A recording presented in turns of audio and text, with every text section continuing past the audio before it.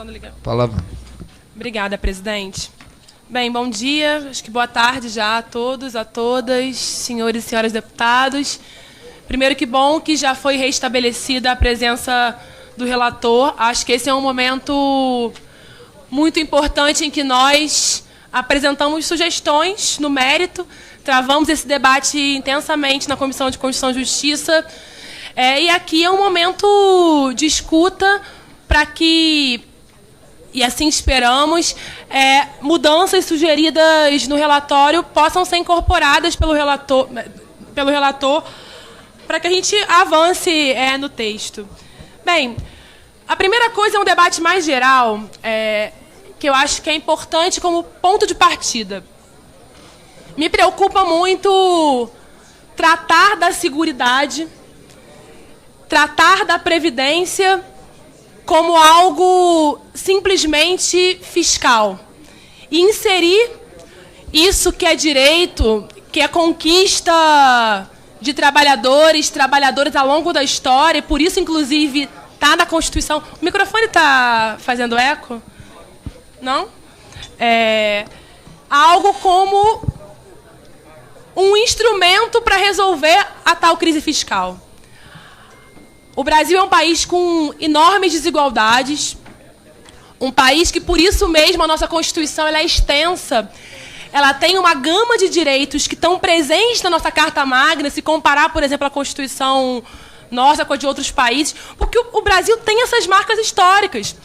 É um país que é o nono mais desigual do mundo, embora tenha uma economia crescente, emergente.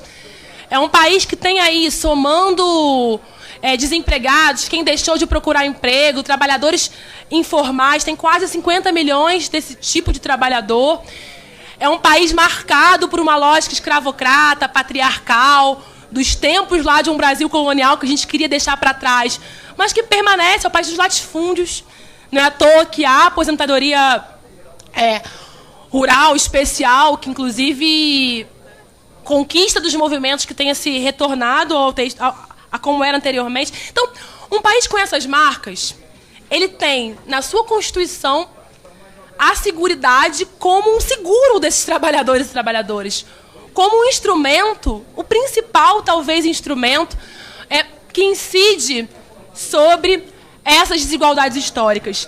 Então, nesse sentido, eu acho que a primeira coisa que devíamos fazer é afirmar a previdência como direito.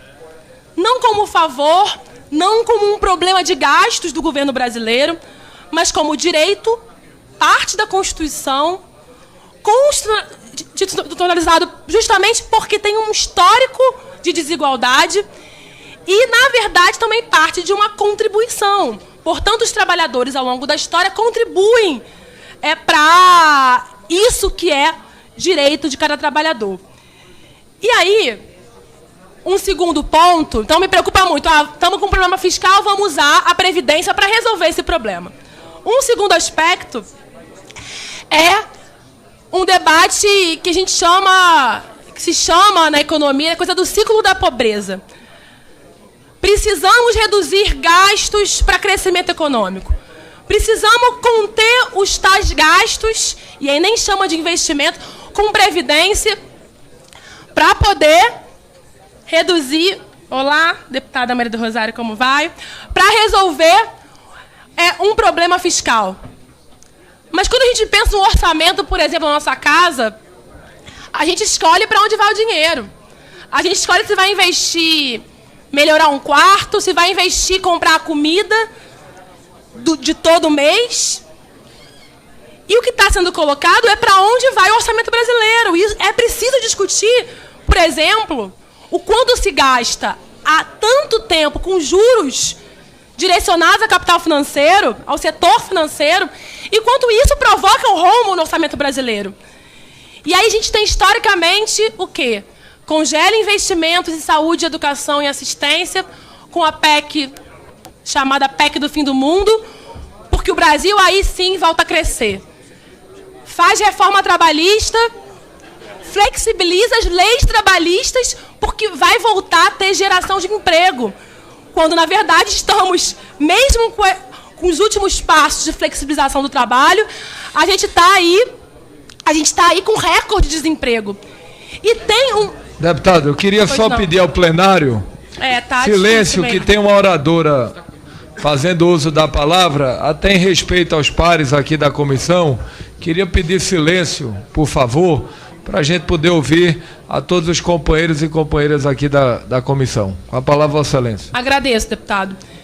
Então, a gente tem aí um último ciclo de austeridade que não produziu o tal crescimento econômico que se anunciava. E agora segue com o que eu creio que, mesmo com as mudanças do atual texto, segue sendo um desmonte da Previdência, como também alternativa para o que é o tal crescimento econômico. Se não reformar, o Brasil vai quebrar.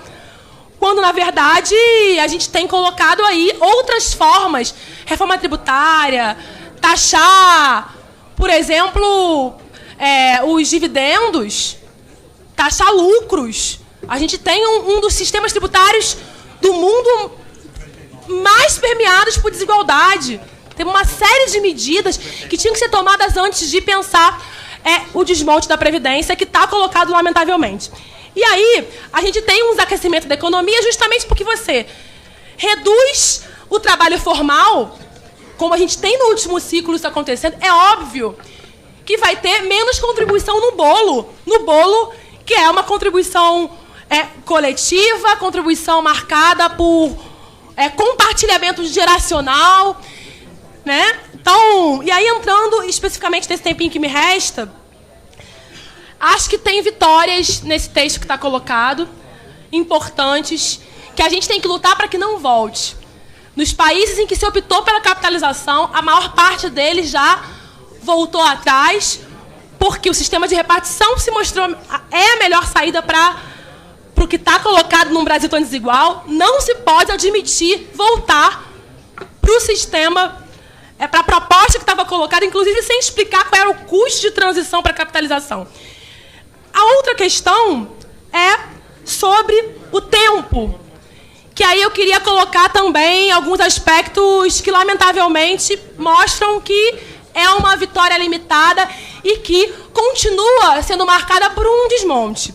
A gente tem, por exemplo, um avanço no que se refere a nós mulheres, que temos aí a dupla, a tripla jornada de trabalho, mas um avanço que ali na frente, deputada, pode ser tirado, porque desconstitucionaliza.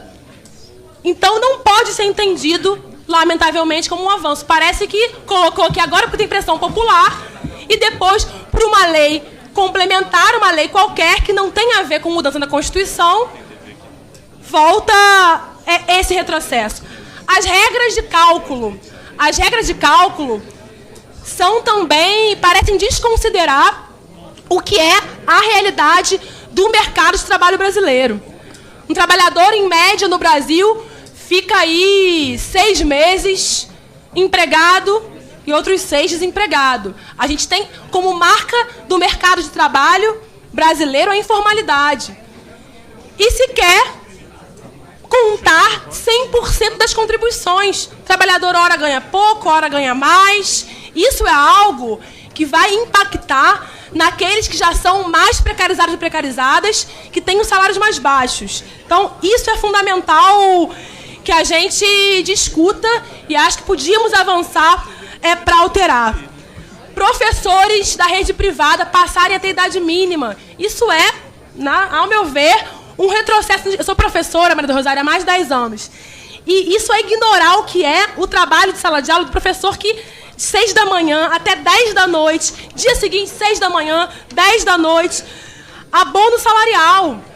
É preciso voltar ao como é hoje.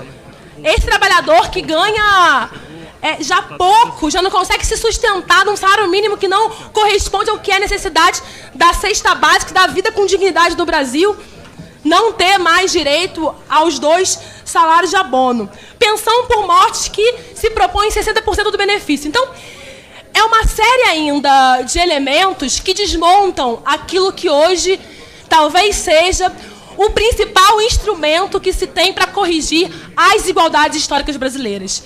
Acho que a agenda para o Brasil deveria ser agenda de reforma tributária, A agenda do Brasil não é para ser o desmonte da Previdência que impacta trabalhadores e trabalhadoras informais, domésticas, porteiros, num Brasil já tão marcado por tantas desigualdades. Então, espero que a gente avance nesses pontos ainda tão sensíveis.